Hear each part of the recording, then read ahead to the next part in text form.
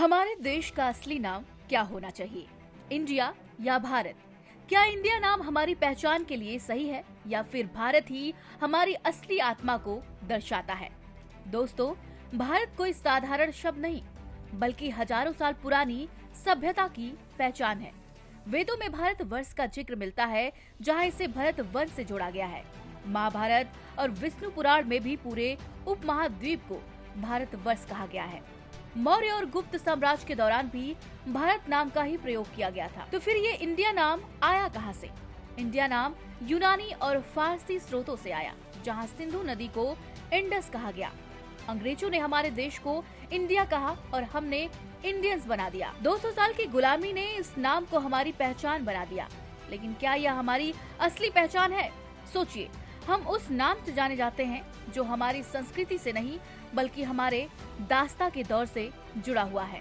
अब सवाल आता है, कानूनी रूप से कौन सा नाम सही है? संविधान सभा में जब देश के नाम पर बहस हुई तो कुछ नेता केवल भारत चाहते थे, जबकि कुछ इंडिया बनाए रखना चाहते थे। आखिरकार समझौता हुआ। संविधान में लिखा गया, India that is Bharat shall be a union of states. लेकिन क्या भारत को प्राथमिकता नहीं मिलनी चाहिए थी?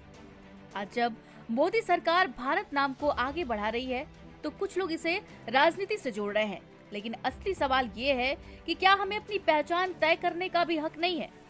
वहीं आरएसएस ने भी देश के नाम को लेकर बहस छेड़ दी है। उनका कहना है कि देश का नाम भारत होना चाहिए। दरअसल आरएसएस महासचिव दत्तात्रेय होसबोले ने दिल्ली में कार्यक्रम में बोलते हुए कहा, अंग्रेजी में इंडिया है लेकिन भारतीय भाषा में भारत है। यह भारत का संविधान है, भारतीय रिजर्व बैंक है। ऐसा क्यों है? इस तरह का सवाल उठाया जाना चाहिए, इसे ठीक किया जाना चाहिए। अगर देश का नाम भारत है तो इसे इसी तरह से बुलाया जाना चाहिए। आपने देखा होगा कि हिंदी और अन्य भारतीय भाषाओं में लोग भारत को ज्यादा अपनाते हैं। ग्रामीण इलाकों में भारत नाम गहराई से जुड़ा हुआ है, जबकि अंग्रेजी भाषी वर्ग इंडिया से ज्यादा परिचित है।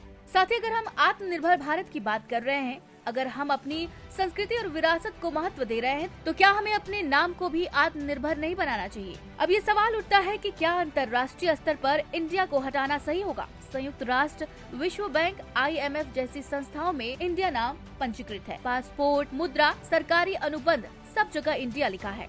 Make in India, incredible India जैसे ब्रांड्स को भी बदलना होगा। बहरहाल अगर तुर्की अपना नाम बदलकर तुर्की कर सकता है, पार्शिया ईरान बन सकता है, तो भारत को भारत बनने से कौन रोक सकता है?